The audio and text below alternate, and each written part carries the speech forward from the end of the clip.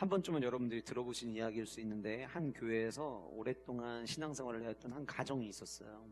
그 가정에는 아주 이쁜 딸이 있었고, 아기 때부터 이제 교회에서 큰 거죠. 그러니까 이 아이가 성장하고 유치원, 또 초등학교, 중학교, 고등학교, 대학생, 나중에 직장 생활하는 이 모든 모습들을 함께 오랫동안 교회에서 신앙생활을 한 분들은 다 같이 본 거예요.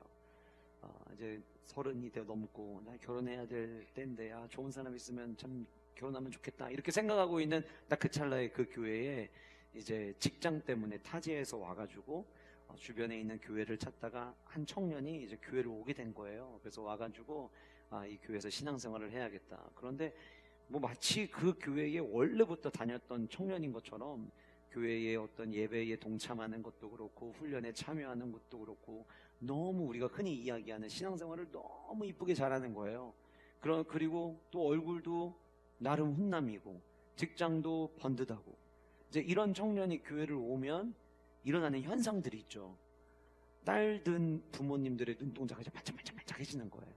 그러니까 이제 그 어릴 때부터 교회를 다녔던 그 청년 어머니도 가족들도 저 사이 삼으면 좋겠는데 이런 생각을 하고 있었는데, 그 사람 일이라는 게 마음대로 안 되잖아요. 근데 이제 공동체 안에서 소그룹도 하고 서로 이제 식사도 하고 이러다가 서로 마음이 통해가지고 연애를 시작하게 되고 결국에는 나중에 이제 결혼을 하게 된 거예요. 근데 이제 어릴 때부터 교회에서 같이 이렇게 자란다 보면, 우리 교회 성도님들도 가끔 그런 분들 계시던데, 엄마랑 나이대가 비슷한 여자 성도님들이 계시면 이모라고 부르기도 하고, 또 그 성도님들도 진짜 내가 낳은 아이는 아니지만 내 조카처럼 이렇게 아끼고 사랑하는 그런 마음들을 가진 분들이 오랫동안 한 교회에서 신앙생활 하다 보면 자연스럽게 형성이 된단 말이죠. 이 아이가 이제 이 형제랑 연애하더니 결국에는 이제 결혼을 한다고 청첩장을 막 성도님들에게 나눠준 거예요. 여러분들도 올 한 해 우리 교회에서 교회 청년과 또 자매와 형제가 만나서 결혼했으니까 다들 경험해 보셨잖아요. 그러니까 이제 어릴 때부터 지켜봤던 조카 같은 아이가 결혼한다고 하니까 이게 너무 기쁘고 행복하고 감사한 거예요. 그래서 이제 결혼하는 날 그냥 축의금만 줄 게 아니라 내가 좀 간단하게 축하의 메시지라도 좀 남겨야겠다라고 생각을 하는데, 이 자매 쪽에만 하기는 또 그렇고, 그래도 형제도 우리 교회 나와서 출석한 지 꽤 됐고 또 신앙사도 너무 이쁘게 하는데, 그래 할 김에 아예 형제 쪽에도 하고 자매 쪽에도 하자 이렇게 생각을 하고서는 이제 마음속에 준비를 해놓은 거예요. 그런데 꼭 결혼식 아침 날이면은 내가 결혼하는 것도 아닌데 그렇게 시간이 많이 걸려요. 그래서 머릿속으로는 편지 써주고 해야겠다고 생각했는데 시간이 너무 부족하니까 급해지기 시작을 하는 거예요. 그래서 이 똑같은 봉투에다가 그래 안 되겠다, 똑같은 내용으로 편지를 써가지고 주자. 그래가지고 이제 편지를 썼어요. 어떻게 편지를 썼냐면, 지금은 다 알 수 없겠지만 무슨 일을 만나든지 하나님의 사랑으로 행복한 가정을 이루어 나가렴. 그리고 나서 그 밑에다가 성경 구절을 다 쓸 시간이 없어가지고 요한일서 4장 18절 이렇게 이제 쓴 거예요. 요한일서 4장 18절의 말씀이 어떤 말씀이냐면, 지금은 사랑 안에 두려움이 없고 온전한 사랑이 두려움을 내쫓나니라는 구절이에요. 그러니까 위에 있는 메시지 내용이랑 딱 연결이 되는 거죠. 삶을 살다가 가보면은 마음속으로 힘든 일도 있고 어려운 일도 있겠지만 그래도 행복한 가정 잘 이뤄나가려면 이렇게 썼는데, 이제 형제랑 자매한테 똑같이 편지를 써가지고 주는데 이제 너무 급한 나머지 형제종에다가 주는 축의금에다가 밑에다가 성경 구절을 요한 1서 4장 18절로 써야 되는데 요한 1서에서 1자를 빼버린 거예요. 그러니까 요한복음 4장 18절이 된 거예요. 그러니까 이 형제는 축의금을 받았는데 교회 성도님이 그냥 축의금만 준 게 아니라 편지까지 써서 주니까 얼마나 고마워요. 그래서 너무 고마운 나머지 요한복음 4장 18절에 도대체 어떤 말씀이 있을까 해가지고 집에 와가지고 성경을 펼쳤는데 이런 말씀이 써 있었어요. 너에게는 남편 5이 있었고 지금 있는 자도 내 남편이 아니니 네 말이 참되도다. 결혼을 하고서는 막 행복해야 될 이 신랑이 멘붕에 빠져가지고 즐거움을 느끼지 못하고 도대체 뭐가 맞는 건지, 저분은 어릴 때부터 저 친구를 다 지켜봤던 분인데 내가 혹시 속은 건 아닌가 막 이렇게 멘붕에 빠졌다는 우스갯소리 유머가 있습니다. 이 유머에서 이야기하고자 하는 이야기는 아주 간단해요. 글자 하나가 얼마나 서로 다른 결과를 가지고 오는지를 보여주는 내용입니다. 자, 여러분들께 질문 하나 드려볼게요. 혹시 아시는 분은 손 들어보세요. 리처드 탐슨이라고 하는 사람 혹시 아시는 분 계신가요? 리처드 탐슨. 아무도 모르시네요. 그러면 티안다리 맥킨슨이라는 사람 혹시 아시는 분 계세요? 티안다리 맥킨슨. 아무도 안 계세요? 그러면 제가 이 사람은 이름은 얘기 안 할게요. 누군지 아시는 분 혹시 계세요? 이 사람 누구죠? 손 드는 분들 계시는데 누구예요? 우사인 볼트예요. 우사인 볼트. 왜 여러분들은 우사인 볼트만 기억해요? 제가 조금 전에 이야기했던 리처드 탐슨, 티안다리 맥킨슨은 왜 기억을 못하세요? 티안다리 맥킨슨은 우사인 볼트가 100m 세계 신기록 9.58이라고 하는 세계 신기록을 세웠던 2009년 세계 선수권 대회에서 2등을 했던 선수고요. 리처드 탐슨은 2008년 베이징 올림픽, 우사인 볼트라고 하는 존재를 전 세계에 알렸던 그 대회였던 올림픽 대회였던 베이징 올림픽에서 2등을 한 선수예요. 근데 여러분 그 두 대회에 2등을 한 선수들 왜 2등 했느냐면 엄청 늦어서 2등한 게 아니라 0.30 차이로, 한 선수는 0.20 차이로 2위를 차지했습니다. 근데 여러분들은 그 2위 몇 초 늦지도 않은 그 사람들은 아무도 기억하지 않으시고 우사인 볼트만 여러분들은 기억을 하고 계신 거예요. 리처드 탐슨과 티안다리 맥킨슨, 조금만 더 빨랐으면 되는데 너무 아쉽다라고 이야기를 하고 있을 때 이미 무덤 속에 들어갔지만, 만약에 전설 같은 한 사람이 나와서 야 니들은 아까운 것도 아니야 라고 이야기할 만한 사람이 올림픽의 기록을 찾아보니까 있더라고요. 1984년 로스앤젤레스 올림픽 남자 200m 경기에서 은메달을 차지했던 했던 선수가 네덜란드의 피에트로 마르코디라고 하는 선수인데, 이 선수가 2위를 했거든요. 은메달. 그리고 1위를 누가 했냐면 캐나다의 브라이언 드레어라고 하는 선수가 1위를 차지했는데, 이 두 선수의 기록은 몇 초 차이였을까요? 몇 초 차이였을까요? 0.01초 차이였습니다. 리액션을 다 집에 놓고 오신 거예요? 0.01초 차이. 여러분 0.01초 차이는요, 그냥 이렇게 보면은요, 또 눈을 또 다시 이렇게 봐도요 거의 동시에 들어온 거예요. 거의 동시에. 그런데 그때 당시에 카메라 기법 최대한 동원을 해가지고 보니까 캐나다 선수가 0.01초가 빨랐대요. 0.01초 잡으려고 하는 것도 쉽지가 않아요. 그런데 그 0.01초라고 하는 아주 간발의 차이, 그야말로 간발의 차이로 인해서 한 선수는 금메달을, 한 선수는 은메달을 목에 걸게 되었다고 하는 거예요. 차이는 굉장히 작았지만 메달의 색깔의 차이, 결과의 차이는 굉장히 컸던 것이죠. 지식 정보화 시대의 특징을 이야기하라고 할 때 자주 언급되는 특징 중에 하나가 무엇이냐면 승자 독식이라고 하는 특징입니다. 승자 독식. 승자, 누군가가 이기는 사람이 있고 누군가가 지는 사람이 있는데 결국은 이기는 사람이 모든 걸 다 가져간다. 이게 지식 정보화 시대의 특징 중에 하나라고 이야기를 하더라고요. 그래서 사람들이 이런 이야기를 하죠. 성공과 실패의 차이는 백지 한 장 차이다 라는 이야기들도 하곤 합니다. 여러분 여기 백지 한 장이다라고 이야기할 때에 이런 하얀색 종이를 가리켜서 이야기하는 게 아니라, 거기서 이야기하는 백지 한 장은 창호지보다 더 얇은 종이를 이야기하는 거예요. 그 백지라 함은 앞에 사물을 놓고 종이를 놨을 때 뒤에 사물의 모양을 육안으로 확인할 수 있을 만큼의 아주 얇은 종이, 그걸 가리켜서 백지라고 하는데, 승자 독식 사회에서 성공과 실패가 나뉘어지는 이 경계선에서 엄청난 많은 차이로, 엄청난 큰 실력 차이로 성공한 사람과 실패한 사람이 나뉘어지는 게 아니라, 성공과 실패한 사람들의 차이는 물건 앞에다가 종이를 놓고 봐도 뒤에 물건이 뭔지를 알 만큼 그 얇고 얇은, 그 얇은 종이 한 장의 차이다라고 사람들은 이야기하더라라는 거예요. 우리는 뭔가 엄청난 대단한 능력이 있어서 그럴 거라고 생각을 하는데 그렇지 않다는 거죠. 똑같이 직장에 취직을 했어요. 똑같이 출발을 합니다. 그런데 분명히 똑같이 출발한 것 같은데 함께 입사 동기인 친구는 대리가 되고, 내가 대리 달 때 되니까 어느새 과장 되고 부장 되고 임원이 돼서 앞서 나가는 사람들도 직장 안에서 있을 수 있어요. 창업센터에서 똑같이 창업의 꿈을 가지고 함께 배우고 함께 공부해서 업종도 거의 비슷하게 똑같이 출발을 해도 어떤 사람은 짧은 시간 안에 원하는 목표를 달성하는 사람이 있는가 하면 똑같이 창업을 했는데도 옆에 상권도 거의 비슷한 것 같은데도 불구하고 안 되는 사람도 있더라는 거예요. 근데 그들의 사람들의 차이를 보면 엄청난 차이를 가지고 있느냐? 그렇지 않고 아주 작은 차이 하나 안에서 성공과 실패가 사회생활 안에서도 잘됨과 그렇지 않음이 나뉘어지더라라고 하는 거예요. 우리가 흔히 작은 차이의 결과에 있어서 큰 차이를 가지고 온다는 걸 이야기할 때 늘 언급하는 게 나비 효과죠. 나비 효과.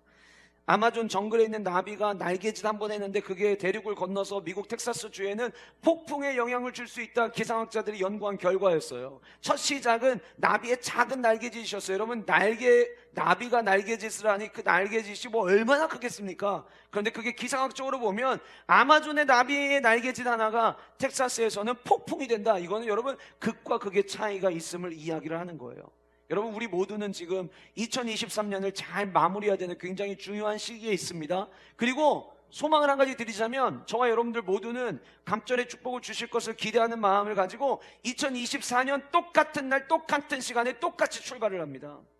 저는요, 제가 예배 시간에 말씀드렸지만 우리 모든 영가족들이 2024년 언약갱신 예배 드릴 때에 하나님께서 지난 한 해 동안 정말 나의 삶 가운데 갑절의 축복을 주셨습니다 고백하시고, 그 얘기를 들은 저 반대편에 있는 성도가 저도 하나님께서 갑절의 축복을 주셨어요. 저 뒤에서 아이들이 목사님 저도 하나님이 갑절의 축복을 주셨어요. 그래서 곳곳에서 저도 나도 갑절의 축복을 받았다라고 고백하는 은혜가 우리 모두에게 있기를 소원합니다.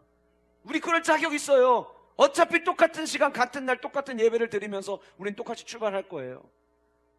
정말 그걸 원해요.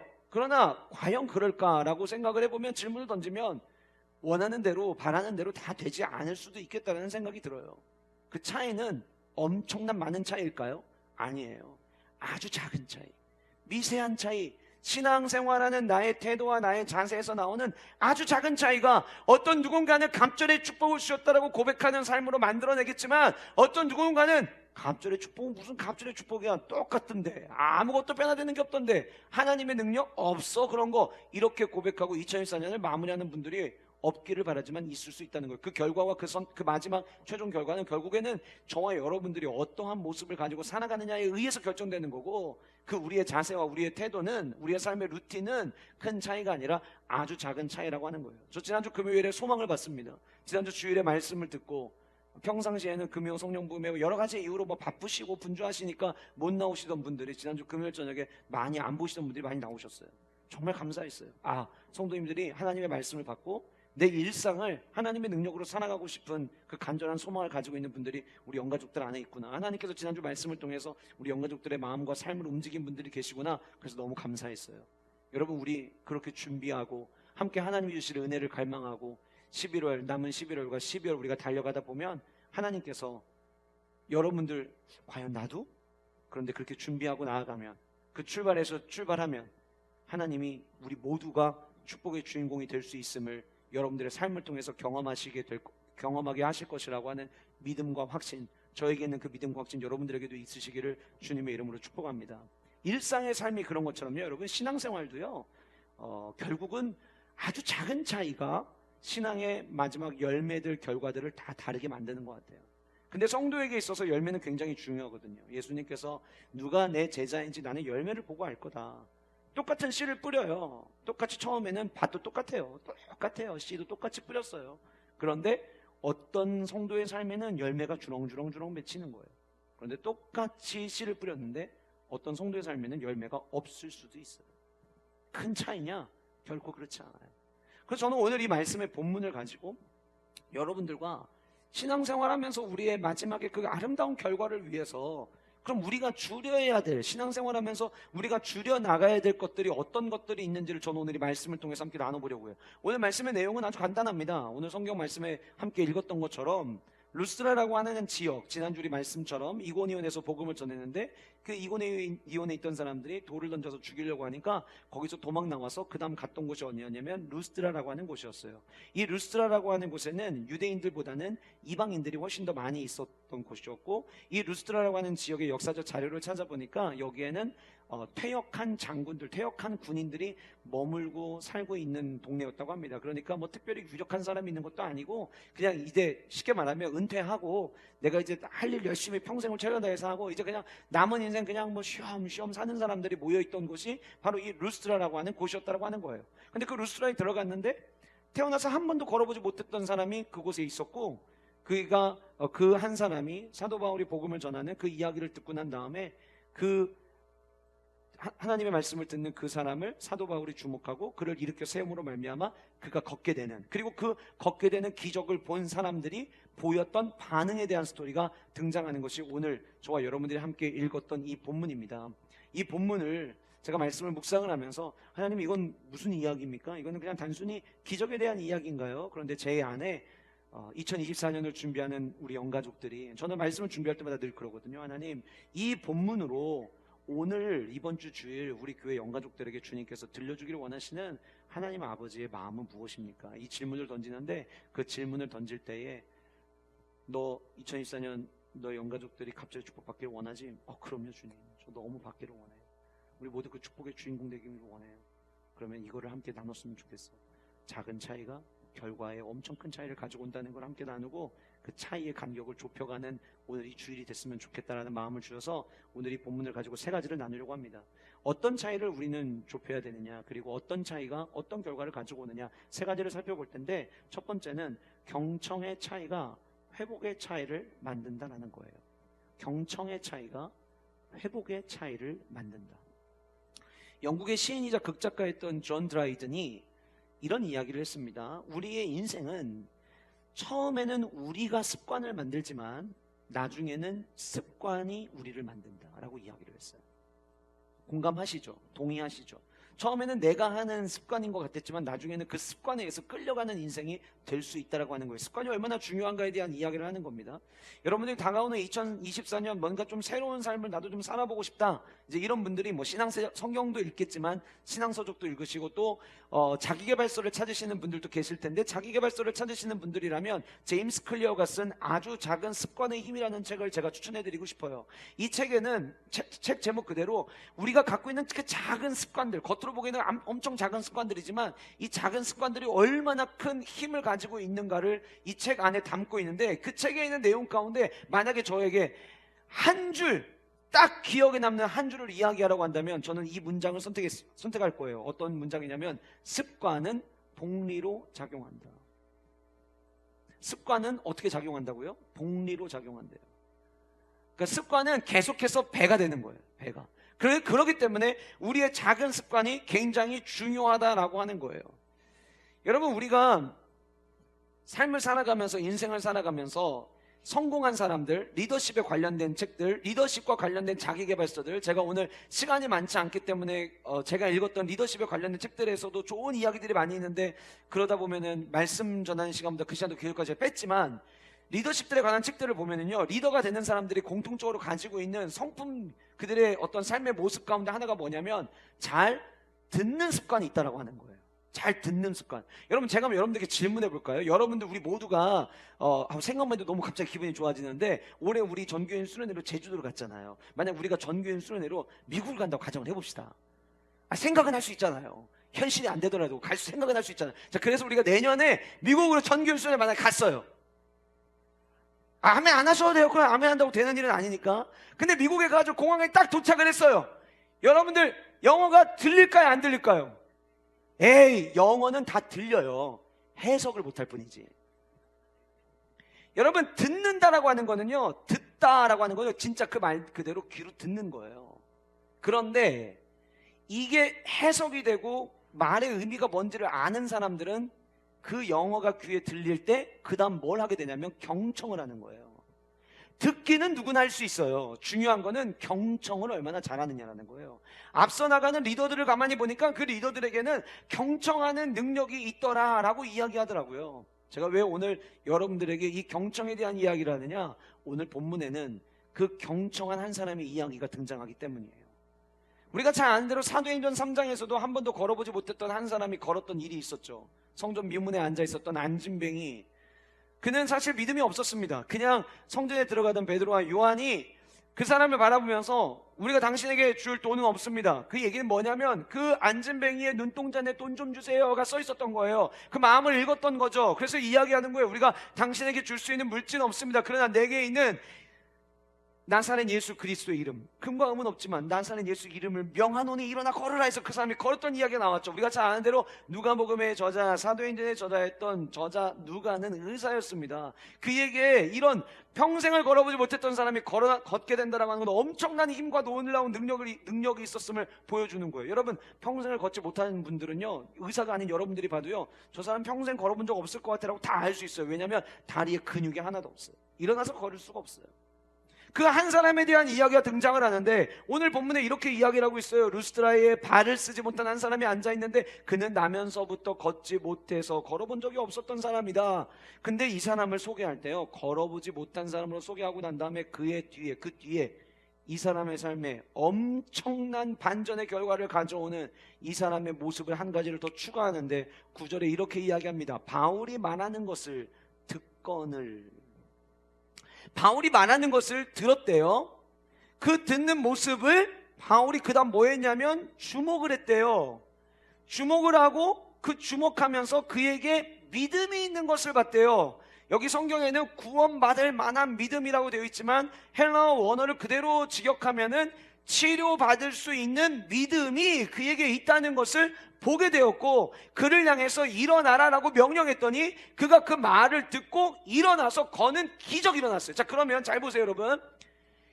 안진뱅이가 걷게 되는 이 기적, 놀라운 기적 앞에는 사도 바울이 그 안에 있는 믿음을 봤고요, 그 믿음을 보게 됐던 과정에는 사도 바울이 이 한 사람을 주목을 했고요, 그 왜 주목하게 됐는가를 앞으로 다시 와서 보니까 이유가 바울이 말하는 것을 듣거늘이라고 되어 있어요. 이 듣거늘이라고 하는 단어가 헬라어로 에쿠센이라는 단어예요. 에쿠센.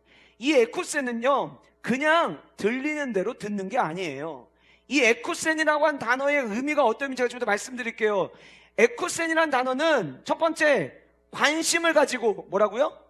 관심을 가지고, 두 번째, 마음을 다하여, 뭐라고요? 마음을 다하여, 세 번째, 열심히 듣는다라는 의미를 갖고 있어요. 다시 말씀드릴게요. 에쿠세는 관심을 가지고 마음을 다하여 열심히 듣는다라는 뜻을 가지고 있어요. 여러분, 비시디아 안디옥에서는요, 사도 바울이 복음 메시지를 어디서 전했냐면 회당에서 전했어요. 이고니온에서도 회당에 들어가서 복음을 전했어요. 그런데 학자들이 이야기하는 걸 제가 찾아보니까 오늘 본문에 등장하는 루스드라는 회당이 아니었어요. 회당도 없었고요. 이 지역에는 퇴역한 군인들이 모여서 살면서, 나중에 뒤에 살펴보겠지만 그들은 그리스 신화를 믿으며 살던 사람들이었어요. 그러니까 회당에서 복음을 전한 게 아니라 시장에서 복음을 전했을 거예요. 아니면 시장이 아니면 사람들이 그냥 오가는 거리에서 복음을 전했을 거예요. 자, 그러면 회당에서 전하는 것과 거리에서 전하는 복음은 상황이 달라요. 회당은 랍비가 일어나서 말씀을 전하면 모든 사람들이 숨죽여서 잘 듣습니다. 거기는 진짜 가만히 있어도 들리는 곳이에요. 지금 여러분들이 아무도 말씀 안 하시고 저만 이야기하니까 그냥 들리는 것처럼 들리는 자리예요. 그런데 시장, 사람들이 오가는 거리는요, 그냥 가만히 있으면 안 들려요. 내가 그 이야기가 무슨 이야기인지 관심을 가지고 마음을 다해서 열심히 들을 때 그 이야기가 귀에 들어온다라고 하는 거예요. 여러분, 사람들이 듣는 이 경청의 삶을 가지고 경청에는 3단계가 있다라고 이야기를 하더라고요.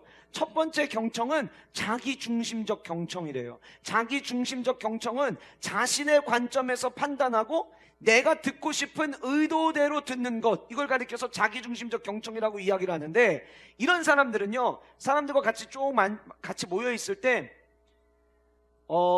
상대방에게 나는 친절한 사람이에요, 나는 나쁜 사람 아니에요, 나는 사람들이 이야기할 때 잘 귀를 기울이는 사람이에요 라고 듣는 척하며 듣는 것, 이게 자기중심적 경청이래요.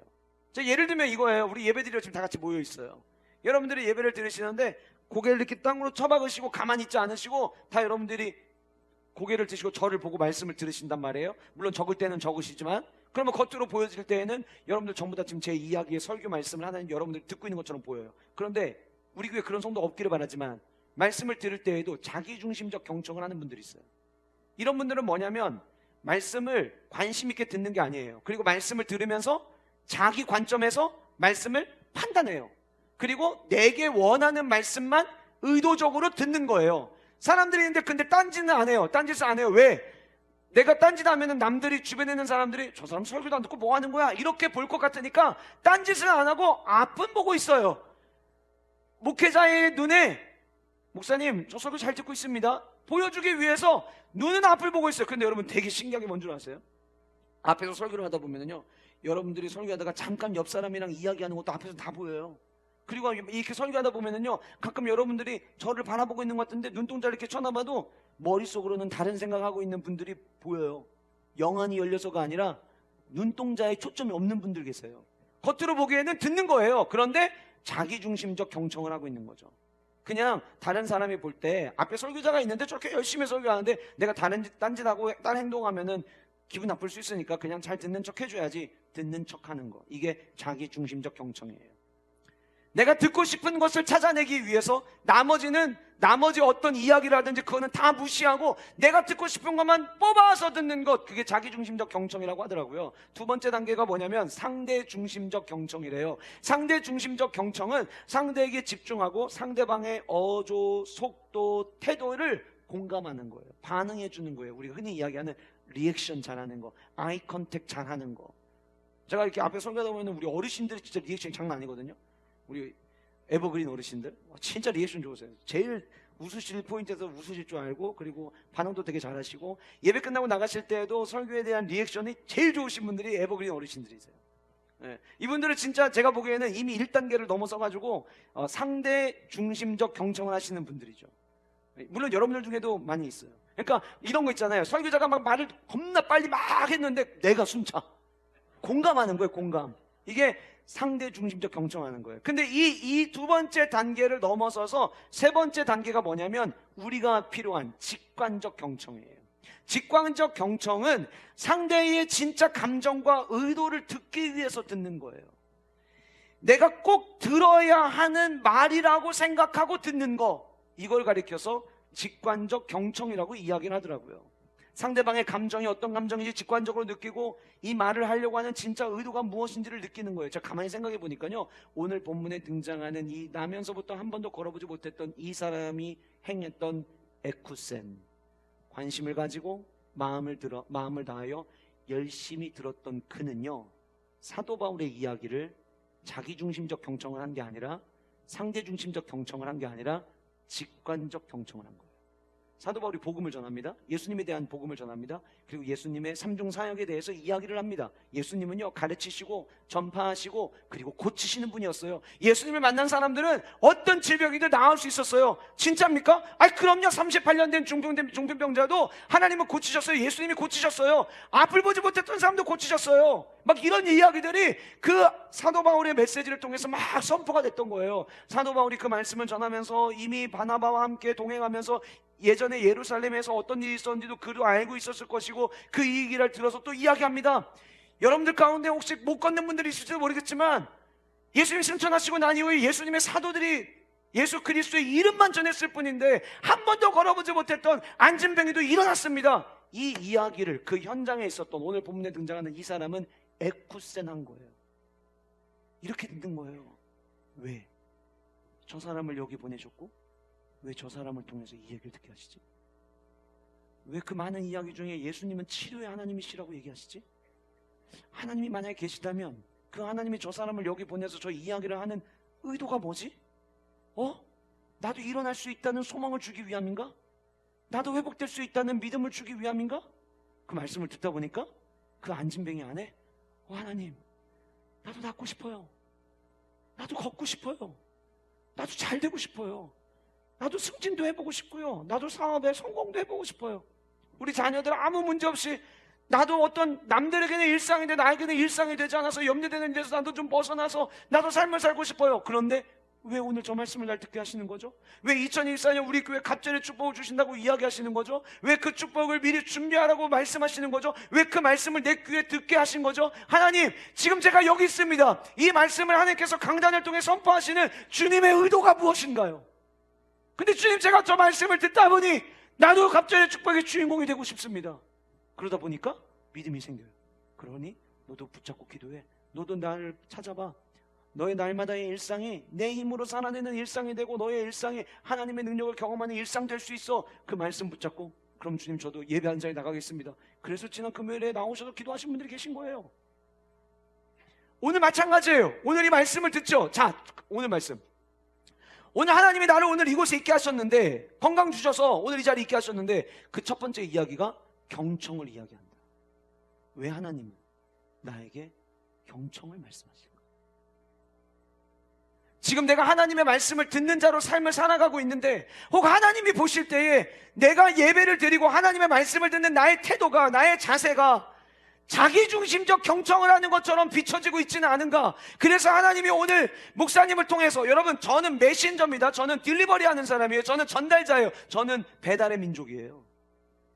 여러분들에게 영의 양식을 주시는 분은 하나님이시고, 그 하나님이 얘야 이번 주에는 영가족들에게 이 말씀 전해라, 이 말씀 붙잡고 내년 준비해야 된다. 그러면 저는 그 주님이 주신 말씀을 잘 요리해가지고 여러분들에게 전달하는 전달자예요.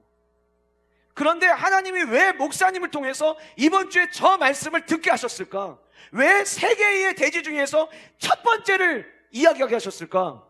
혹 여러분들 가운데는 늘 첫 번째 대지에서는 깨어있다가 세 번째에서 주무시는 분들 계실 수 있잖아요. 세 번째 갔으면 내가 이 얘기 못 들었을 텐데 왜 오늘 이 경청을 듣게 하시지?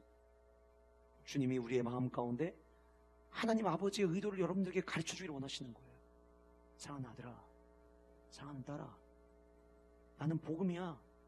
나는 길이고 진리고 생명이야. 나는 너의 삶을 고칠 수 있어. 나는 말씀에 등장하는 수많은 위대한 일, 난 너의 삶에도 행할 수 있어. 그런데 잘 기억해야 돼. 넌 하나님의 말씀을 어떻게 듣고 있니? 전 주일에 한 번도 안 빠졌는데요. 알아. 내가 얘기하는 거는 그냥 듣는 거 말고, 듣고 싶은 것만 듣는 자기중심적 경청 말고, 너 말씀을 들을 때 어떻게 들었니? 너 교회 안에 많은 예배가 있는데 그 예배를 대하는 너의 자세는 어땠니? 너 정말 내가 꼭 이 예배를 통해서 난 너에게 들려주길 원하는 메시지가 있다라는 것을 알고 그거를 깨닫고 정말 하나님이 주시는 그 마음, 그 의도를 발견하기 위해서 너는 경청하는 성도로 살아가고 있니? 놀라운 건 뭐냐면요, 한 번도 걸어본 적이 없었던 바로 이 한 안진뱅이, 이름도 등장하지 않은 이 안진뱅이는 사도 바울이 저렇게 외쳐대는 수많은 사람이 오가고 시끌시끌거리는데도 불구하고 아랑곳하지 아니하고 복음을 전하는 저 사람의 의도가 뭘까? 하나님은 여기 있는 사람들 가운데 한 영혼이라도 더 구원받기를 원하시는구나. 그 한 사람이 내가 될 수 있다면 얼마나 좋을까? 이 마음을 가지고 에쿠센한 거예요.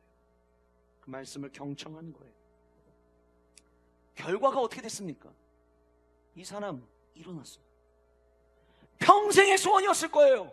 한 번도 걸어보지 못하고 맨날 땅이랑 가장 가까이에 있는 삶을 살았던, 수많은 사람들이 걸어갈 때마다 그 사람들이 지나간 자리에 피어오르는 먼지를 날마다 마시며 살았던 그 인생, 먼지와 같았던 인생, 어느 사람들도 주의를 주지 않았던 바로 그 한 사람.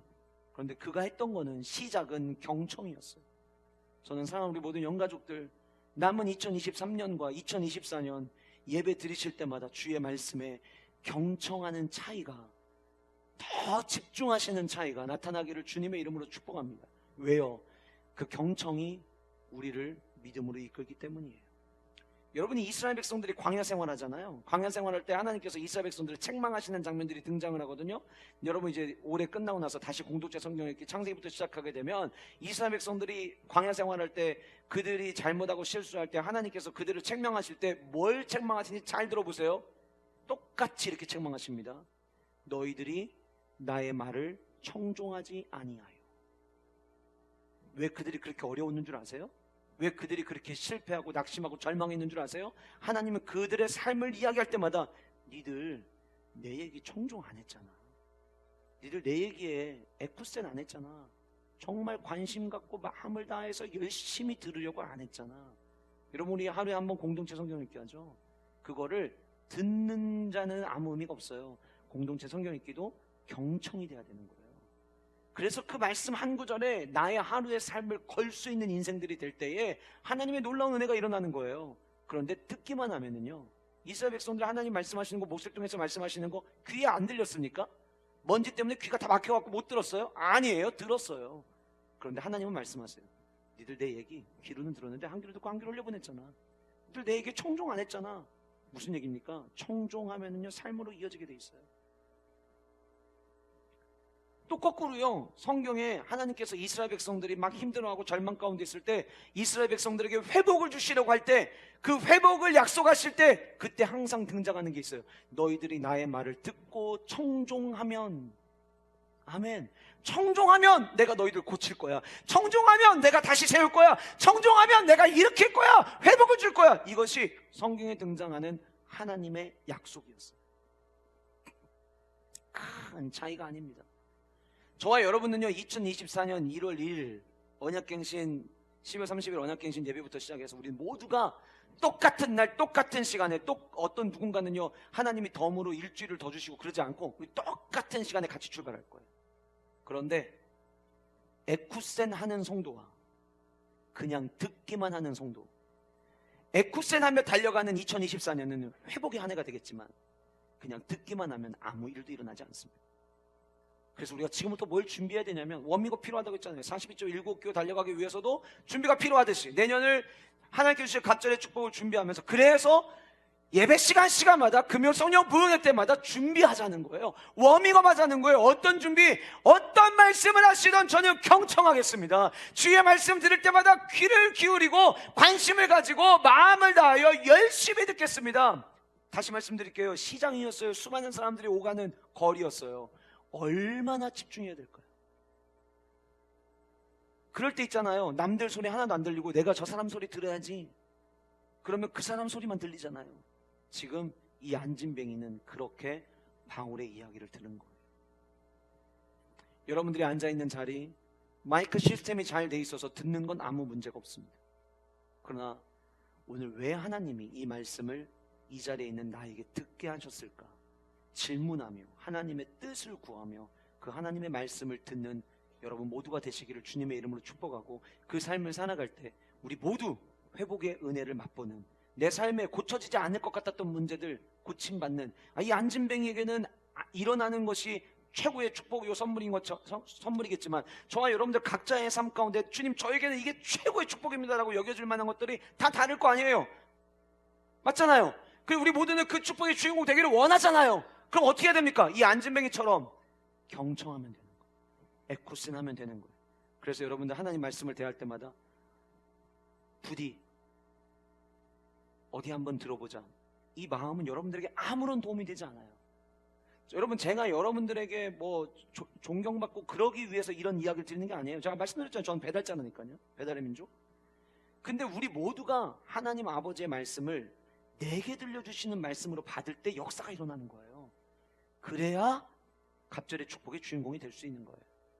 그래서 함께 주의 말씀에 귀를 기울이고 마음을 다해서 주님이 이 말씀을 주시는데도 의미가 있겠지. 그래서 주일날 예배 끝나고 나면은요 여러분들이 계속 들었던 말씀 또 떠올리고 또 떠올리고 또 떠올리고. 영상가 있던 헬리나 오웬이 기가 막힌 이야기를 했어요. 이런 거는 메모해 놓으셔도 되는데, 예수님의 온 몸은 귀였다, 이런 이야기를 했어요. 예수님의 온 몸이 귀였다. 무슨 얘기예요? 예수님은 하나님의 아들, 하나님이시면서 동시에 하나님 아들로 이 땅에 오셨지만 그 예수님의 모든 일상은 예수님은 늘 자신의 몸 전체를 귀로 여기고 하나님이 뭘 원하실까? 주님이 원하시는 건 뭘까를 구하며 살았다는 거예요. 경청의 자세. 예수님도 그렇게 하늘아버지의 뜻을 듣기 위해서 온 몸을 귀로 여기며 사셨더라면 저와 여러분들은 어떠해야 할까요? 더 주의 말씀에 귀를 기울이는 경청하는 우리 영가족들 되시기를 주님의 이름으로 축복합니다. 축복합니다.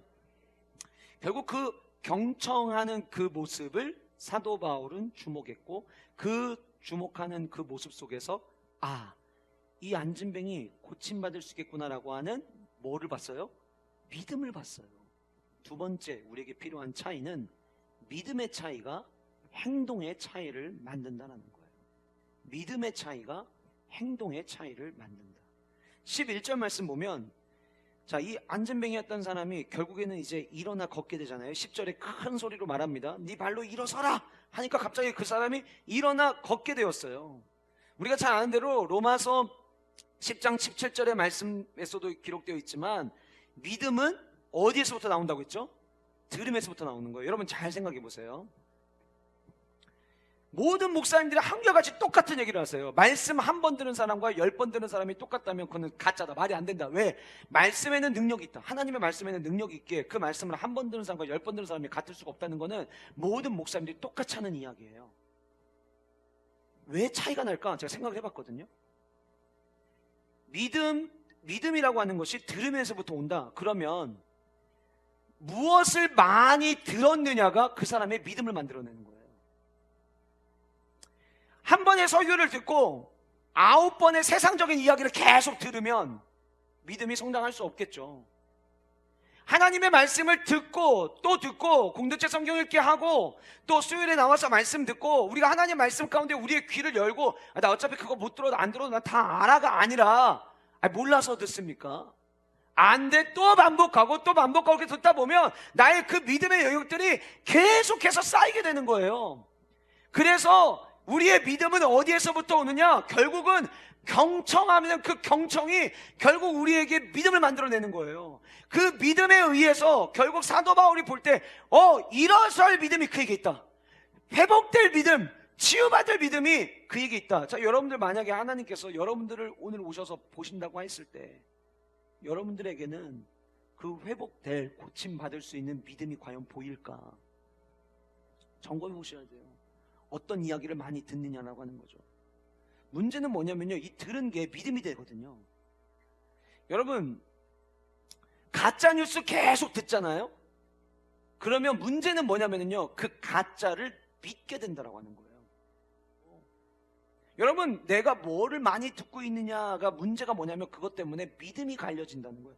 성도도 마찬가지예요. 우리는 뭘 많이 들어야 됩니까? 주의 말씀에 귀를 기울이고 주의 말씀을 들어야 되는 거예요. 그래서 그 말씀이 믿어져야 되는 거예요. 자, 왜 제가 이런 말씀을 드리느냐? 지금 믿음을 보여서 믿음으로 안진뱅이를 일으켰잖아요. 근데 그 믿음으로 일어나는 모습을 보고 11절 말씀 보세요. 무리가 어떤 무리입니까? 이 루스드라에 있는 무리들이에요. 그 무리가 바울이 한 일을 보고 안진뱅이 일으킨 일을 보고 루가오니아 방언으로 그 지역의 방언으로 소리를 질러서 이야기를 했어요. 이 얘기는 무슨 얘기냐면 지금 바울과 바나바는 이 사람들이 뭐라고 외치는지를 아직 몰라요. 뭘 모르는데 일단 쟤네들이 막 갑자기 이 기적을 보더니 막 외쳐요. 그러니까 생각했겠죠. 저 뭐라고 하는 거지? 저 뭐라고 지금 방언하는 거지? 근데 그 방언의 내용이 어떤, 나중에 알고 보니까 그 내용이 어떤 내용이냐면 성경은 이렇게 이야기하고 있어요. 신들이 사람의 형상으로 우리 가운데 내려오셨다 하여, 이렇게 돼 있어요. 원어를 그냥 그대로 직역하면 사람의 형상을 한 신들이 우리에게 내려오셨다라고 그들이 외쳤대요. 사람의 형상을 한 신들이 우리에게 왔다. 근데 여기서 말하는 신이 누구냐? 그 다음 12절에 이야기합니다. 바나바는 제우스라 하고, 옛날 개혁 성경에는 스스, 더메로 나오거든요. 스스라 하고 제우스라 하고, 바울은 그 중에 말하는 자이므로 헤르메스라 하더라.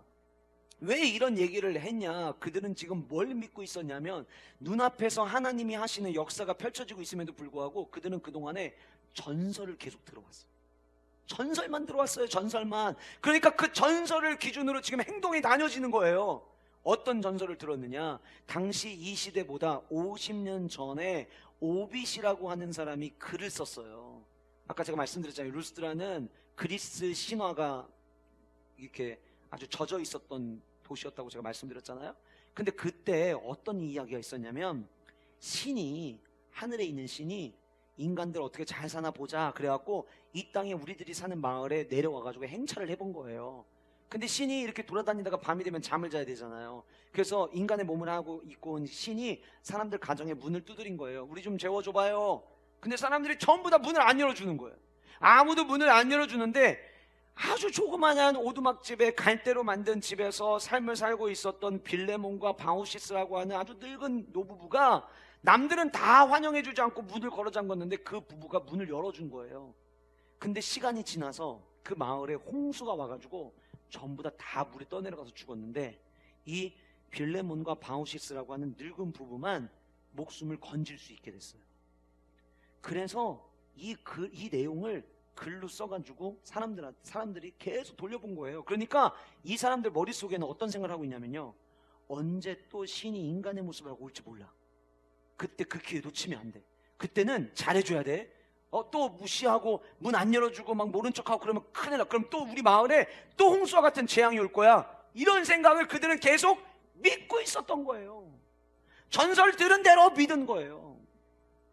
여러분, 목사님, 저는 굉장히 그 지성적인 사람이어서 저는 종교에도 균형이 필요하다고 생각합니다. 그래서 저는 주일날 예배 끝나고 나면 집에 가가지고 TV 채널에 들어가가지고 불교에서 스님들이 하는 말씀도 저는 매일마다 듣습니다. 하시는 분 혹시 계세요? 아무도 없으실걸요, 우리 교회 영가족들 가운데는. 그러면 이렇게 생각하실 거예요. 목사님, 저는 전설 같은 건 안 믿어요. 안 들어요. 여기서는 전설이죠. 근데 우리 시대에 전설 말고 믿을 만한 이야기가 얼마나 많습니까? 성경의 자녀들을 어떻게 양육해야 되는지 성경이 이야기하고 있어요. 근데 성경의 이야기는 별로 관심이 없고 세상에서 어떻게 자녀 키우면 잘 된다더라, 그 이야기 우리 귀 기울이고 있지 않아요? 그러면 그게 더 믿어져요, 성경에 있는 이야기보다. 분명히 팔복에서 어떻게 할 때 천국 백성으로서 행복한 삶을 살 수 있는지를 이야기를 해주는데, 우리는 성경이 이야기하는 거에는 관심 없고 모두가 다 잘 되는 법, 돈 많이 버는 법, 세상 사람들이 올려놓은 글들 그거 계속 읽어요. 그러면 어떻게 됩니까? 그것만 믿어지게 되는 거예요. 하나님의 자녀가 어떻게 살아야 되는지에 대해서 믿어지는 게 아니라 세상 사람들이 이야기한 그 이야기들이 믿어지는 거예요. 그래서 오늘 본문에 뭐라고 이야기합니까? 바나바를 제우스라고 했다. 제우스는요, 신들의 아버지예요. 왜 바울을 제우스라고 안 하고 바나바를 제우스라고 했지? 이런 거예요. 바울과 바나바가 같이 다니는데 늘 이야기는 누가 하냐면 바울이 이야기를 한단 말이에요. 그러니까 사람들 눈에는 바나바는 뒤에서 아주 좋은 얘기를 하고 있군, 아주 열심히 이야기를 하고 이렇게 지켜보는 거예요. 그리고 앞에서 바울은 막 얘기하는 거예요. 오늘 본문에 뭐라고 이야기합니까? 바울은 그 중에 말하는 자임으로 하고 있잖아요. 저 사람 말하는 사람이네, 저 사람이 떠드네. 그러면 저 뒤에 있는 사람 바나바는 아버지네. 야, 제가 제우스다, 제가 제우스야. 제 말하는 사람이니까 제가 제우스의 아들 헤르메스네. 이렇게 된 거예요. 그것만 믿은 거예요. 문제는 뭐냐면요, 그거 믿은 것 때문에 그들이 어떻게 반응을 하느냐예요. 13절 말씀 보세요. 시외 제우스 신당의 제사장이 제우스와 헤르메스가 왔다라는 이야기를 듣고 소와 화환들을 가지고 바나바와 바울이 머물고 있는 그 집 앞에, 대문 앞에 가가지고 그들 앞에 모든 무리들이 제사를 하려고 한 거예요. 자, 여기서 제사라고 이야기했죠. 다르게 표현해 볼까요? 그 바울과 바나바를 지금 예배하는 거예요. 바울과 바나바를 높이는 거예요. 바울과 바나바를 경배하는 거예요. 경청이 제대로 안 되잖아요. 믿음이 나눠지기 시작하잖아요. 그 믿음이 나눠지니까 어떤 행동의 결과를 갖고 왔냐면, 하나님께 영광을 올려드리는 행동이 아니라 하나님이 행하신 놀라운 기적이 눈앞에 펼쳐졌음에도 불구하고, 하나님이 행하신 놀라운 일들이 우리의 삶 가운데 펼쳐짐에도 불구하고 그거를 내가 알고 있는 지식선에서, 내가 알고 있는 대로, 내가 그동안 들어왔던 것들대로 내 믿음이 반응해가지고 엉뚱한 행동을 갖고 오는데, 그 엉뚱한 행동이 결국은 내가 예배하고 싶은 것, 내가 예배하고 싶은 방법대로 사람 앞에 나와서 예배하는 꼴이 되는 거예요. 여러분 오늘 교회 나오셨잖아요. 여러분 혹시 인간 이강민 앞에서 지금 예배하시는 거 아니시죠? 예전에 한국교회 80년대 후반 90년대 초부 중반까지 안타깝게도 바울과 바나바 앞에 가서 예배하고 경배하는 사람도 있었던 것처럼 한때 그런 때가 있었어요. 부흥사 목사님들이 다니잖아요. 이번 주 그 목사님 청주 가십니다. 청주 다 따라가요. 이번 주 그 강사 목사님 부산 어느 교회 가신답니다. 다 따라가요. 여러분, 그거 뭐가 달라요? 목사님 다행이네요. 요즘에는 그런 시대 없잖아요. 아니요, 다시 생겨나고 있어요. 어떻게 생겨난 줄 아세요? 나 이 사람 너무 좋아, 나 이 사람 이야기는 거의 진리에 가까워. 그러면은요, 그 사람이 뭐 한다, 그 사람이 뭐 강의한다, 그 사람이 뭐 세미나 한다, 그러면 다 따라다녀요. 저 메신저예요. 저도 여러분들과 똑같이 하나님 말씀을 들어야 되는 사람이에요. 여러분들 오늘 이 자리에 나오실 때 이강민 목사 앞에서 이강민 목사를 예배하기 위해 나오신 분들은 아무도 안 계실 거예요. 그런데 인터넷에서, 온라인 속에서 난 이분이 그렇게 좋더라, 그래서 그것만 계속 들어요. 경배하는 거예요. 나만의 방법으로 경배하는 거예요. 가끔은 그런 막 설교 영상 막 올리는 분들 밑에다가 후원 계좌 올려요. 나만의 방법으로 예배하는 거예요. 다를 바가 없다니까요. 지금 이들이 믿는 방식대로, 이들이 들어왔던 대로 그들이 원하는 방식, 자기들의 자기들의 화환을 갖다가 경배하는 거랑 똑같은 거예요. 근데 우리 모두는 하나님 앞에서만 예배해야 되는 자들이에요. 믿음 하나가요. 믿음 하나가 이렇게 큰 차이를 가지고 오더를 하는 거예요. 여러분, 조금만 중간의 내용을 이따가 살펴보겠지만 19절 한번 잠깐 가보실래요? 19절에 가니까 이런 말씀이 나와요. 유대인들이 안디옥과 이고니온에서 와서 무리를 충동하니 그들이 돌로 바울을 쳐서 죽은 줄 알고 시외로 끌어내치니라. 여러분, 여기 본문에 등장하는 이 유대인들이 어떤 유대인입니까? 비시디아 안디옥, 그 다음에 지난주에 살펴봤던 이고니온에 있었던 바로 그 사람들이에요. 우리 지난주에 이고니온 말씀 살펴봤죠. 이고니온 등장하는 14장 1절 말씀에 이렇게 이야기했어요. 다 기억하실 거예요. 유대와 헬라의 허다한 무리가 믿더라. 믿음이에요, 믿음. 그런데 2절에는 그 믿음의 차이가 나타났어요.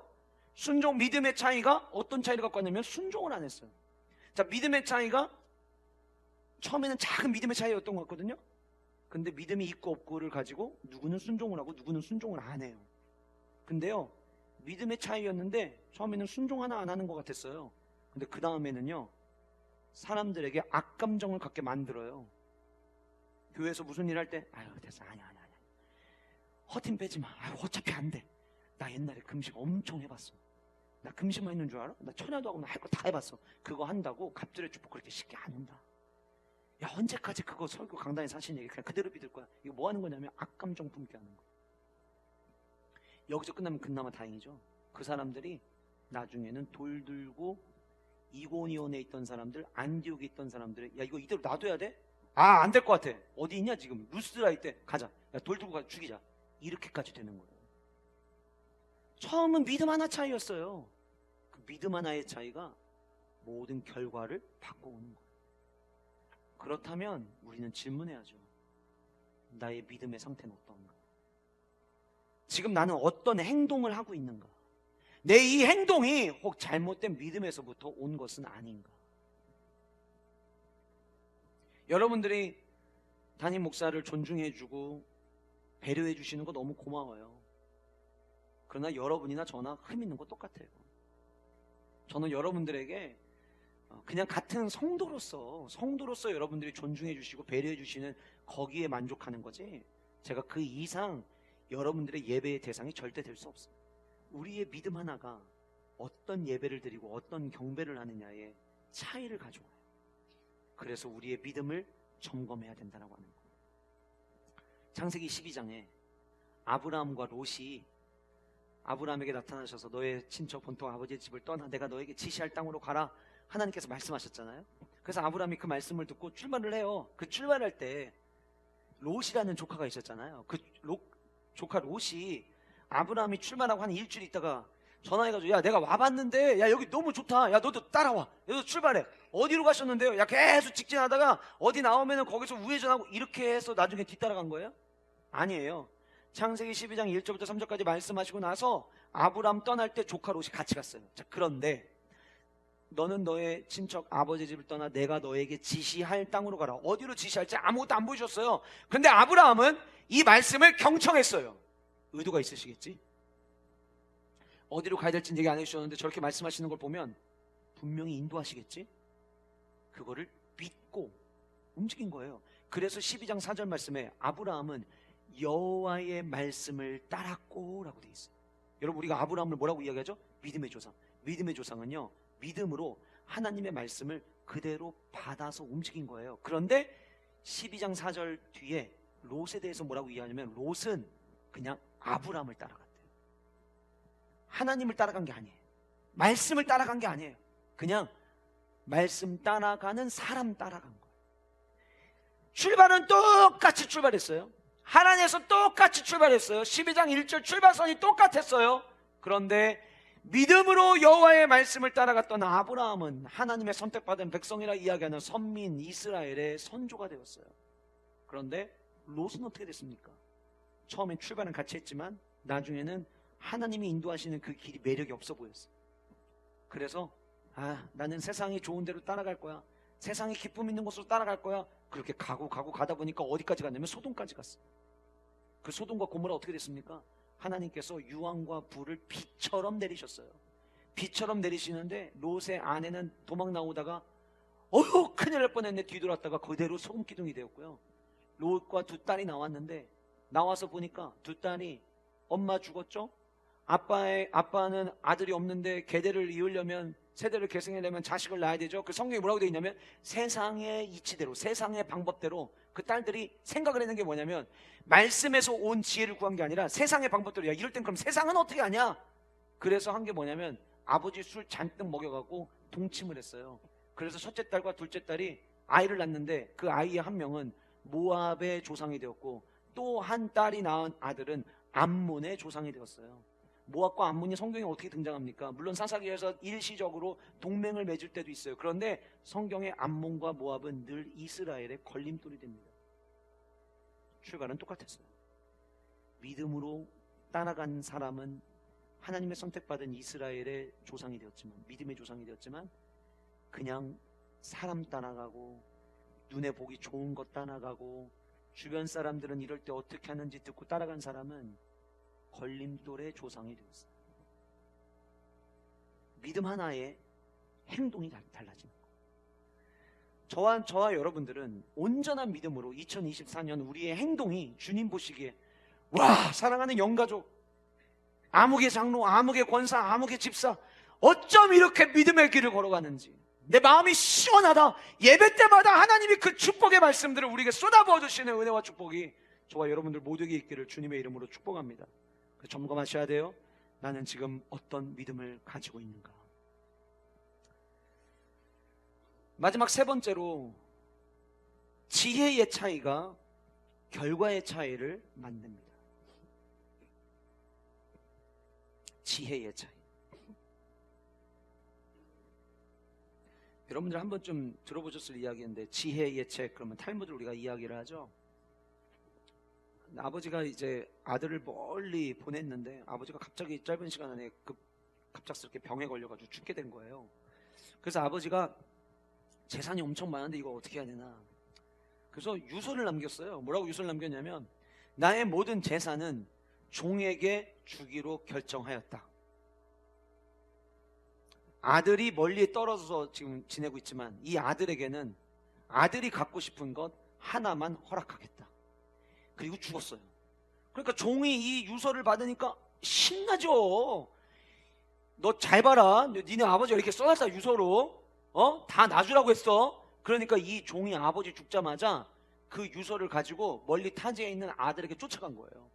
아들이 유서를 받았는데 아버지가 돌아가셨다는 것도 하늘이 무너지는데 아버지가 그렇게 자기를 사랑했던 아버지가 내 모든 재산은 종에게 준다. 너는 네가 갖고 싶은 거 하나만 가져라. 얼마나 속상해요. 그래서 그 지역에 있는 지혜로운 현자를 찾아간 거예요. 내 아버지가 난 이럴 줄 몰랐습니다. 그랬더니 그 현자가 지혜로운 사람이 당신 아버지는 정말 지혜로운 사람이라고. 만약 당신 아버지가 여기다가 모든 유산을 당신에게 준다고 우리 아들에게 준다고 했다면 아마 당신의 종이 이 유서를 가지고 당신에게 찾아온 일이 없었을 거라. 그 재산 다 가지고 도망갔을 거라. 알리지도 않았을 거라고. 그런데 당신의 아버지가 내 종에게 모든 재산을 준다고 썼기 때문에 그 종이 이 유서를 가지고 온 거 아니겠느냐고. 근데 아버지가 이렇게 얘기했다. 네가 갖고 싶은 거 하나만 가져라. 너는 네 종을 가지면 된다. 네 아버지의 종을 가지면 아버지가 모두 준 유산 다 네 거 되는 거 아니냐. 이렇게 된 거예요. 자 보세요 여러분. 지혜 하나 차이가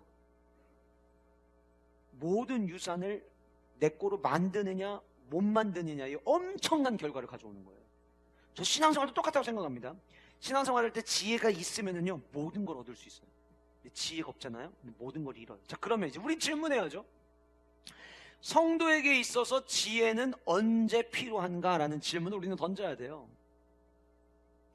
단순히 나 하나 잘 먹고 잘 살자고 지혜가 필요한 게 아니거든요. 우리에게 지혜가 필요해요.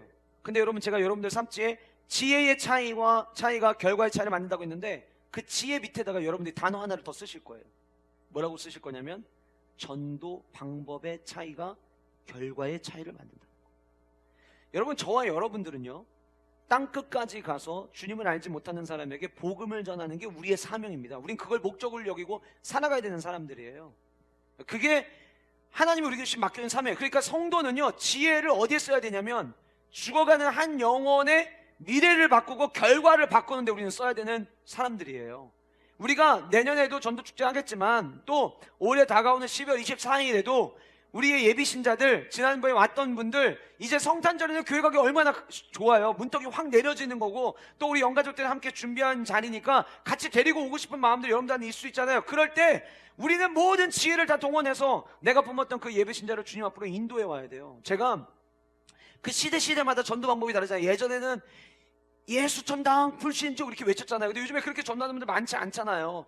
요즘에는 전도도 굉장히 지혜로워요. 우리 교회 하는 전도 방법, 에디 전도 플랫폼도 여러분들이 전도지 그 명함만한 사이즈 가지고 나가가지고 QR코드 찍고 더 다음 영상을 보기를 원하십니까? 그러면 그분들이 자기 연락처를 남겨야 되고, 그 연락처를 남겨가지고, 그때 우리 했잖아요. 그거 했는데 그 진짜 연락처 남겨가지고 우리 쪽에 넘어온 명단들이 있어요. 시대가 바뀌면은요, 전도 방법이 바뀌는 거예요. 제가 오늘 예배 준비하다가 이거 하나 사고 싶다라고 생각한 게 있었어요. 오병이어 붕어빵.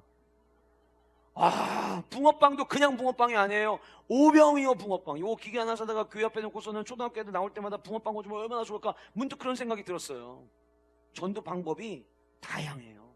우리의 지혜는 다른 데 쓰는 게 아니라 한 영혼을 주님께 돌아오는 데 써야 되는 거예요. 제가 왜 이런 말씀을 드리느냐, 여러분 오늘 말씀 보세요. 두 사도 바나바와 바울이 14절 말씀 보니까 자기 앞에 와가지고 막 경배하려고 하고 예배드리려고 하니까 옷을 찢으면서 무리 가운데 뛰어들어가서 소리를 질렀어요. 이러면 안 됩니다. 그 얘기하는 거예요. 이러면 안 됩니다. 그리고 15절에 이야기합니다. 이르되 여러분이 어찌하여 이런 일을 합니까? 우리도 여러분들과 똑같은 사람입니다. 똑같은 성정을 가진 사람입니다. 그런데 지금 이들에게는 사명이 있어요. 무슨 사명이에요? 예수님을 전해야 돼요. 그런데 피시디아 안디옥에 이고니온에 있었는데 여기 없는 게 있다고 했죠. 그게 뭐였죠? 회당. 피시디아 안디옥과 이고니온에는 유대인들이 많이 있어서 회당에 있어갖고 회당에 들어가서 복음을 전했어요. 근데 여기는 루스드라에는 회당이 없었어요.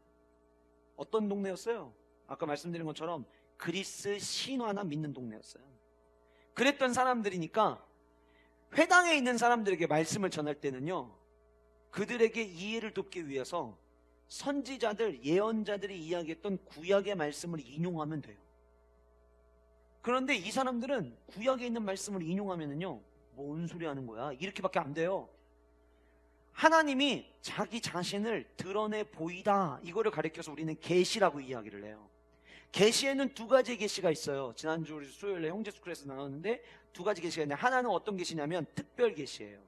하나님이 누구신지 이 성경을 통해 우리에게 가르쳐 주시는 거예요. 근데 제가 말씀드렸잖아요. 이방 사람들은 이 성경 가지고 이야기하면 이사야서의 말이죠, 이렇게 얘기하면 이사야서가 뭔지도 모르고 이사야서에 그 말씀이 있다고 해도 so what 이러는 거예요. 그게 우리랑 무슨 상관인데 이렇게 되는 거예요. 그러니까 회당에서 복음을 전할 때에는 구약 성경을 인용을 했어요. 근데 이들을 보니까 이들은 구약에 있는 성경의 말씀을 몰라요. 특별 계시가 안 먹혀요. 근데 하나님은 자기 자신을 드러내 보일 때 특별 계시와 또 하나의 계시가 있는데, 그게 뭐냐면 일반 계시예요. 일반 계시 우리가 다르게 뭐라고 이야기하냐면 자연 계시라고 이야기해요. 하나님이 만드시는 온 우주 만물을 보면서 이거는 창조주인 하나님이 계시지 않으면 이거 만들 수 없는 거야. 와, 이 에메랄드빛 바다. 와, 이 나무는 어쩜 이렇게 높아? 와, 여기 어떻게 이렇게 폭포가 있지? 이런 수많은 자연을 보면서 우리는 하나님을 만나는 거예요. 근데 그 하나님은 온 우주 만물을 창조해서 툭 던져놓으시고 이젠 니들이 알아서 해봐 하신 하나님이 아니라 창조하시고 다스리시는 섭리 하나님이에요. 그 이야기를 지금 하는 거예요. 성경이 이렇게 이야기합니다. 여러분에게 복음을 전하는 것은 15절 이런 헛된 일을 버리고, 여러분 제발 여러분들 방식대로, 여러분들이 믿는 대로, 여러분들이 들어왔던 신화대로 그렇게 예배하지 마세요. 여러분 진짜 여러분들이 예배해야 될 예배 대상이 있어요. 어떤 분이냐? 이 사람들 하나님 모르지? 구약의 하나님 모르지? 그러면 괜찮아. 하나님 만드신 자연을 가지고 얘기하겠다. 그래서 얘기하는 거예요. 천지와 바다와 그 가운데 만물을 지으시고 살아계신 하나님 얘기하는 거예요. 하나님이 누구냐? 창조의 하나님. 그 창조의 하나님께로 여러분 돌아오십시오. 여러분들 소와 화환 가지고 와가지고 이렇게 잘못된 경배 드리지 말고, 앞에서 이야기하는 것처럼 우리를 신처럼 여기지 말고, 우리를 제우스라고 생각하지 말고, 우리를 헤르메스라고 생각하지 말고, 여러분들이 진짜 예배해야 될, 여러분들이 돌아야 될 분은 온 우주 만물을 창조하신 그 하나님입니다. 여러분 잘 생각하세요. 이 온 우주 만물 사람이 만들 수 있습니까? 이거 신이 만들 수 있는, 이거는 유일하신 창조주 하나님만 만들 수 있는 거예요. 그리고 난 다음에 그 다음에 창조주 하나님 다음에 그 다음 어떤 하나님을 소개하냐면 섭리의 하나님을 소개하는 거예요. 그 다음 이야기가 16절 17절에 나옵니다. 하나님이 지나간 세대에는 모든 민족으로 자기들의 길들을 가게 방임하셨으나 그러나 자기를 증언하지 아니하신 것이 아닙니다. 하나님이 그렇다고 자기를 드러내 보이지 않았느냐? 아니에요. 드러내 보이셨어요. 어떻게 드러내는지 제가 지금부터 이야기 드릴게요. 이 얘기하는 거예요. 그리고 무슨 얘기를 했느냐? 곧 여러분에게 하늘로부터 비를 내리시면, 여러분 바알이 비 내린다고 생각하는 사람도 있더라고요. 아직도 여러분들의 일상을 제우스가 책임진다고 생각하는 사람도 아직도 있더라고요. 아니에요. 여러분들에게 비를 내리시는 분은 온 우주 만물을 창조하신 그 하나님만 하실 수 있는 일이에요. 그 얘기하는 거예요. 근데 그 하나님께서 하늘에서 비를 내리셨잖아요. 비가 내려서 여러분들 수확하는 거 있죠? 결실하는 거 있죠? 그 수확과 결실 누가 할 수 있는 겁니까? 하나님이 비를 주셔야만 하는 거예요. 여러분들 지금 먹고 사는 거 다 하나님 때문이에요. 하나님이 비를 주셨기 때문이에요. 그리고 계속해서 이야기해요. 그 하나님께서 선한 일을 하사, 어떤 선한 일? 우리가 먹을 것을 주시고 음식을 주시고 그 음식 먹는 것 때문에 서로 기쁨을 여김으로 말미암아 날마다 만족하며 살아갈 수 있도록 선한 일을 행하시는, 내가 당신들에게 전하는 하나님은 창조의 하나님이요 섭리의 하나님 되십니다. 이거를 전한 거예요. 하나님이 지혜를 주셨죠. 그리고 그 지혜는 그 상황에 맞게 예수 그리스도를 전하는 도구가 된 거예요. 저는 하나님께 지혜를 받고 싶어요. 우리 모든 영가족들이 하나님의 지혜가 임하는 성도님들 되기를 소원해요. 왜요? 우리 모두 사명자거든요. 죽어가는 영혼 주님께 돌아오게 될 사명자거든요. 근데 여러분 오늘 말씀의 결과가 어떻게 끝납니까? 그렇게 지혜롭게 창조주 하나님으로 섭리 하나님으로 복음을 전했더니 18절 이렇게 말하여 겨우 무리를 말려 자기들에게 제사를 못하게 하니라. 조금 전까지 어떤 사람들이었어요? 그들에게 와서 제사하려던 사람들이었어요. 그런데 제사를 하려던 그들이 제사를 하지 않도록 결과를 바꿔놓은 거예요. 지혜가 우리에게 필요한 이유예요. 지금도 예수 그리스도를 알지 못하는 수많은 사람들이 있습니다. 우린 그들에게 지혜롭게 복음을 전해야 됩니다. 왜요? 그 지혜가 그들의 미래의 결과를 바꾸거든요. 죄와 형벌의 자녀로 죽어서 영원한 삶을 누리지 못하는 인생에서 영원한 생명을 누릴 수 있는 엄청난 결과의 차이를 가져오기 때문에 우리는 하늘의 지혜를 구해야만 하는 거예요. 저는 오늘 여러분들에게 세 가지 차이를 말씀드렸습니다. 첫 번째는 어떤 차이였죠? 경청의 차이. 두 번째는 믿음의 차이. 세 번째는 이 세 가지의 지혜의 차이까지 우리가 다 겸비하여서 우리 모두가 2024년 똑같은 날 같은 시간에 출발을 할 거예요. 우리 2024년에 같은 도착지에 도착할 수 있는 은혜가 있기를 원합니다. 이를 위해서 여러분, 주여 내가 주의 말씀 내 중심적으로 듣지 않게 하시고 주님이 오늘 또 이 말씀을 내게 들리게 하시는 이유가 있겠지. 하나님은 내가 더 주의 말씀에 귀를 기울이기를 원하시는구나. 하나님은 지금 내 믿음도 있지만 이 믿음보다 더 믿음이 업그레이드 되기를 원하시는구나. 더 온전한 믿음을 내가 소유하기를 원하시는구나. 나는 믿음이 있다고 생각했는데 주님이 오늘 이 말씀을 내게 들게 하시는 걸 보니까 나 믿음의 사람이 되어야겠구나. 나 지혜를 구해야겠구나. 다른 지혜가 아니라 한 영혼을 주님께로 돌아오게 해서 그의 인생의 미래의 결과를 바꿀 수 있는, 내가 하는 게 아니라 하나님이 하실 수 있는 그 지혜 주여 내게도 주시옵소서. 이 기도의 제목들을 저와 여러분들의 가슴에 새기고 이번 한 주간도 다가오는 2024년 갑절의 축복의 주인공이 되기 위하여 주님을 찾는 삶을 살아내는 저와 여러분들이 될 수 있기를 주님의 이름으로 축복합니다.